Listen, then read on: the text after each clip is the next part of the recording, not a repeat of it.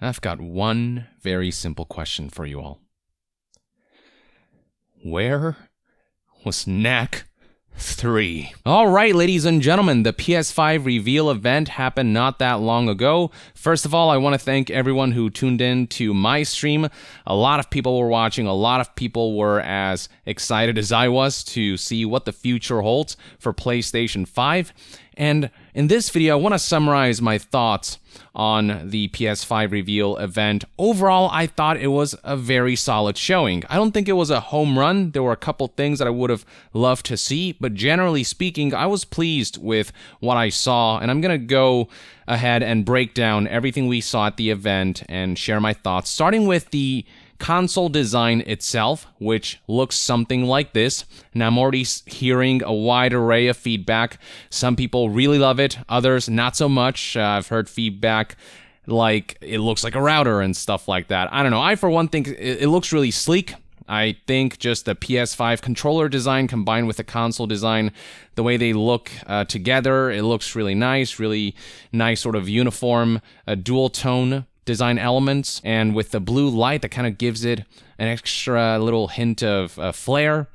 I don't know, I think it looks futuristic, modern, and just cool and sleek and bold, and it at the very least isn't boring, you know? Say what you want about it, but it's certainly gonna draw some attention. Though I do agree that an all-black design for both the controller and the PS5 would be pretty neat, and I suspect that that's coming down the line, but for now we'll have to contend with this dual-tone version, unless Sony announces something before launch. Now, for those wondering, there is a horizontal layout.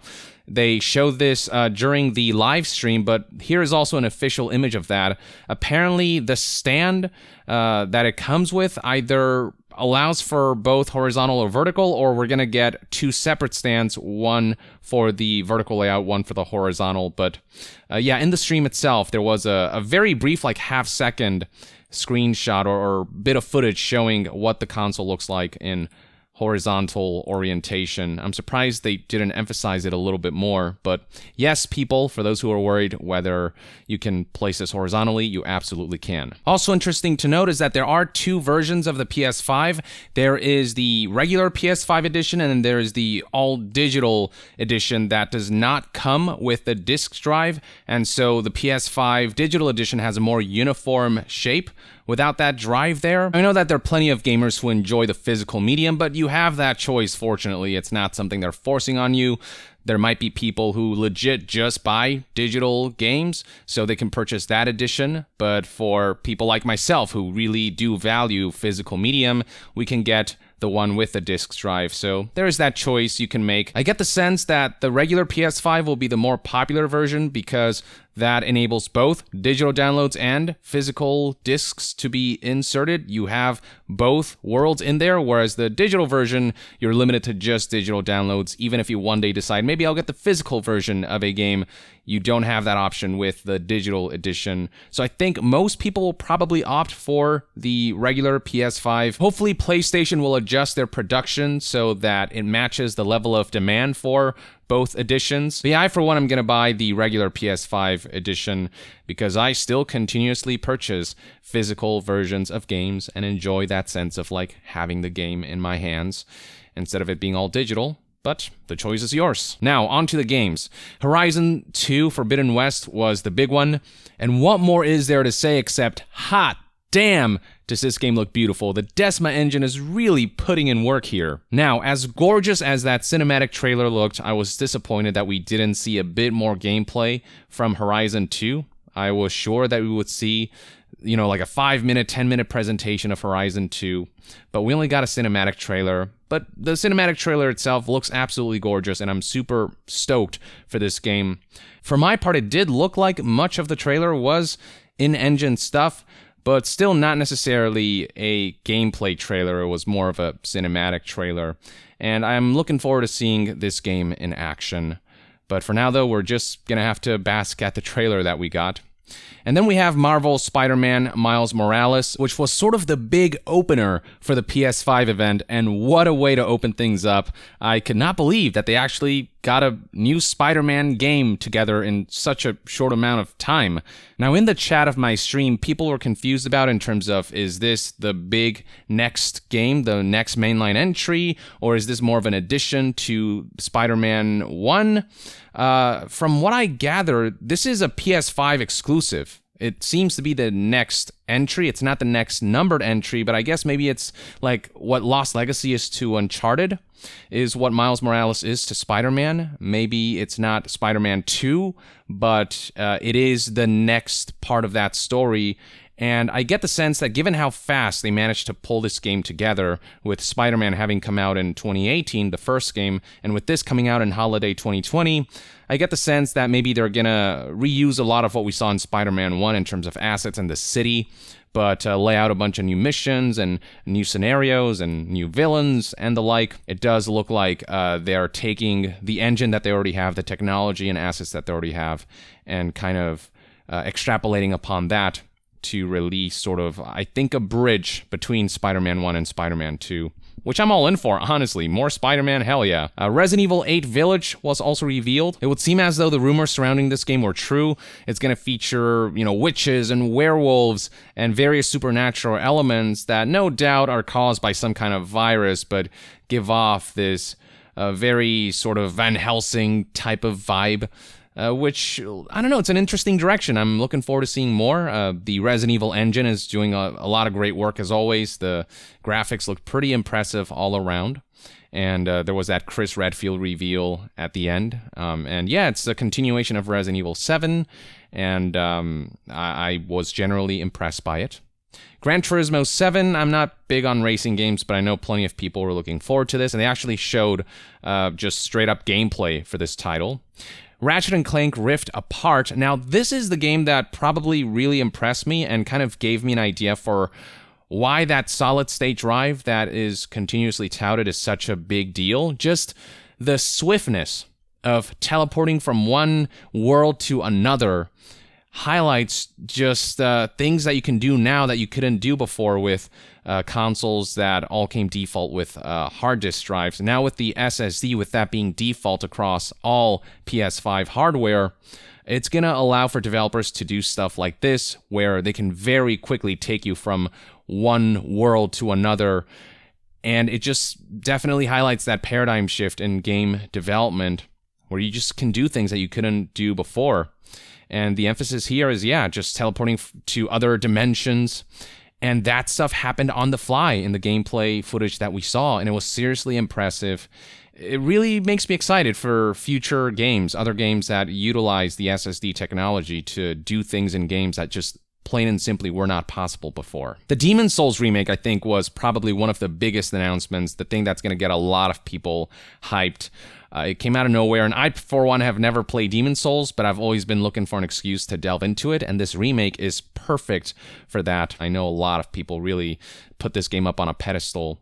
It is the origin of the Souls games, and a lot of people enjoy elements of this title, this entry. And so to finally have an opportunity to play this with higher fidelity, and just enhance elements, that's awesome. Deathloop for PS5. This is the Arcane Studios title that very much takes a lot of design elements from Dishonored into this new setting and new story involving a time loop and two assassins hunting each other while also hunting specific targets that they have to assassinate. This looks very compelling, and they showed a gameplay trailer, and that trailer was actually a gameplay trailer where they did show how the game actually plays like. And it seems to mix both stealth elements and a lot of action gameplay mechanics as well. And much more sort of a balance of both, whereas Dishonored is more leaning towards stealth. So this looks cool. Deathloop straight up impressed me quite a bit. NBA 2K21. Moving on, Sackboy A Big Adventure is sort of a platformer-focused game that stars Sackboy from Little Big Planet, and it seems to draw a lot from like Super Mario 3D World or Mario Odyssey. It's that type of game, pure platformer with a lot of creative elements. From what I saw, it looks pretty neat. And there's co-op implemented here where you get to play as both of these Sack people.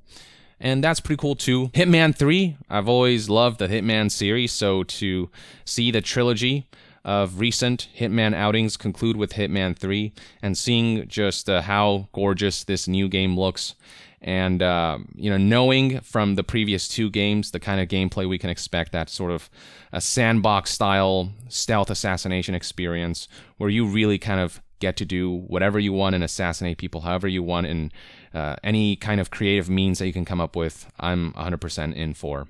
Ghostwire Tokyo for PS5 looks really compelling. It's a first-person game, which I didn't expect, and there's a lot of supernatural elements. It's got a bit more of an upbeat kind of vibe to it than I expected. It's both supernatural and horror, but also there's a lot of action elements where you have a lot of interesting powers, with the main character doing a lot of these like Naruto-esque hand signs to cast certain spells and just perform certain offensive maneuvers. Looks very interesting. I have to see more to gauge whether I'm all in, but based on what little I saw, at the very least, it piqued my interest. Godfall is essentially, instead of a looter shooter, it's a looter slasher. It's more of a melee combat-based live service experience. I did not like the trailer at all. Like, the core mechanics look good, and I guess we'll have to wait and see how they handle the live service element and the monetization stuff. But the trailer itself had that like pop music that really did not fit with the vibes that Godfall gives off. I don't know why they can't just use the soundtrack from the game and highlight that instead of going for pop music that does not fit. So I wasn't very happy with that trailer, but the footage itself did show plenty of gameplay. There is a lot there to glean at. Next up, we have Pragmata, which a lot of people made a connection to Dead Space. It has that vibe.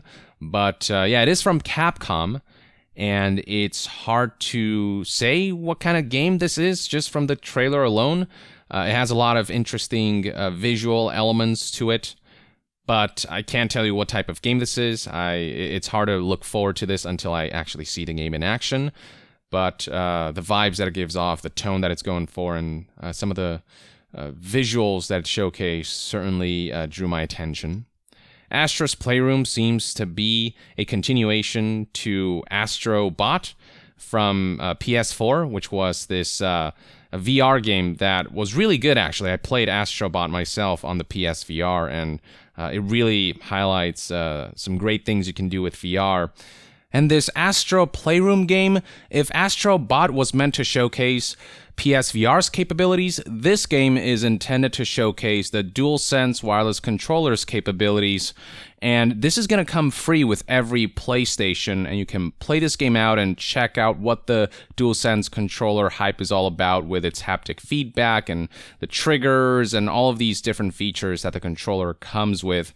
So that's kind of neat. Anyone can just check this out if they want to when they get PS5. Oddworld Soulstorm was another highlight. I'm a fan of the Oddworld series, so to see this new entry kind of coming to fruition is great. A lot of indie games in general were highlighted, which I thought was neat. We also have this game called Returnal that was announced from developer Housemarque, which reminded me of Mass Effect in terms of the main character, the way combat looks, and the spacesuit that they're wearing, but the gameplay seems to be more sort of horror-based. There just seem to be a lot of supernatural elements that are trying to get at you, a lot of suspense, and that type of vibe. Destruction AllStars is just sort of a bumper car style game where you drive around cars and trucks and crash into each other, like Rocket League-esque, Demolition Derby vibes as well. It looked all right. It looks like it could be fun. Not the most mind-blowing gameplay I saw, but it looked fun nonetheless. Project Atheia is a new IP from Square Enix that is PS5 exclusive, and we only got glimpses of gameplay, but it looked like, you know, this female characters who we'll be controlling with supernatural powers, who can kind of glide around the world and move throughout this open space at a really fast speed, which no doubt is enabled by the PlayStation 5 solid-state drive. We got very few glimpses of that, but it's cool to see brand new IPs alongside IPs that we're familiar with. Stray is a strange-looking game where you play as a cat in a world that has only robots in it, basically. I don't know what else to say about it. It looks like a neat indie title, but until I see gameplay, I don't really know what to make of it. Next up, Kena Bridge of Spirits. Looks almost like a Pixar movie that has been made into an interactive experience. And I was impressed by it. It looks very almost Zelda-esque in the way it's very action-adventure-like. And you'll be traversing this open world from the looks of it, and it looks really gorgeous. This is also a PlayStation 5 exclusive, and it looks like a very sort of wholesome experience, and she controls Pikmin-like furry creatures as well. This seems to be one of those sort of emotionally character-driven type of stories with an action-adventure coat of paint, with a really fantastical-looking world, with very kind of animated and bright colors and a lot of particle effects. It looked all right, actually. More than all right. It looks great. The more I look at it, the more excited I get for it. This is one to keep an eye out for, I think. There is Goodbye Volcano High, which it's this animation trailer that showed some animals getting together to playing like a band. That's all I really got out of it. I was confused as to what type of game it was. And then beyond that, you've got some more indie titles like Jet, The Far Shore, Solar Ash from the developers of Hyper Light Drifter. Now this one right here, Little Devil Inside, really impressed me. This is one that I'm going to keep an eye out for.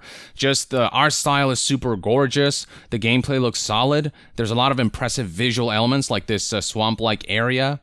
And this is also the game where they made that transition to dropping a bomb and then it immediately transitioned to a dude dropping a deuce. The vistas in this game are super impressive, and it really feels like a lot of care was put into this title's development. It's got some Shadow of Colossus vibes here and there. And last but not least, you've got Bug Snacks, which kind of weirded me out. It's like animals eating food and then body parts become food for some reason. I don't know, but generally speaking, I was impressed by the titles that they showed. I enjoyed that they showed a variety of indie games, and the big games that they announced all were, they had me pretty hyped. From Spiderman to Square Enix's new IP to, of course, Horizon 2, which a lot of people expected, but it was good to see. I just wish we saw more gameplay from Sony's first-party entries like Horizon 2 and Miles Morales.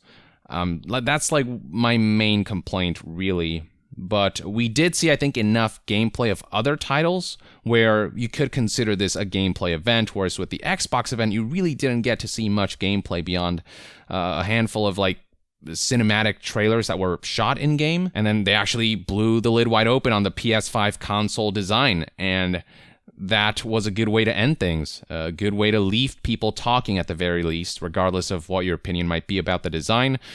It certainly got people talking. It's certainly not a boring design. It's certainly bold, though whether this is to your taste will obviously depend on personal preference. Keep in mind that this isn't like the be-all, end-all PS5 event. There's more coming, more reveals coming down the line as we build up to PS5's launch. And I genuinely was impressed by the design. If you were there at the stream, I kind of lost it a little because I was surprised they showed the console design at all, and because I wasn't expecting them to go like this bold and kind of out there with the design. And fortunately for me, this is a design language that I'm actually really digging. I think this will look neat in a living room. And yes, it does resemble a router, but honestly, you produce any sort of console, any sort of box, and it'll look like something.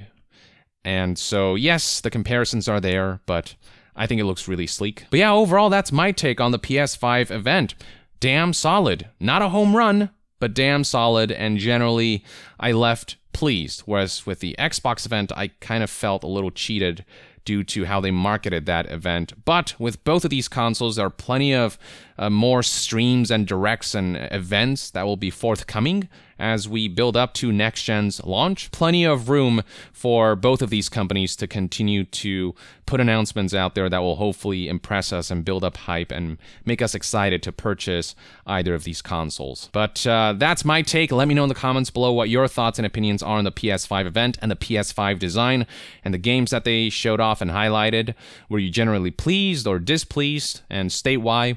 in the comments below. And to be further updated on all things gaming news, reviews, and discussions, stay tuned right here on Young Yeah. I'll see you guys next time.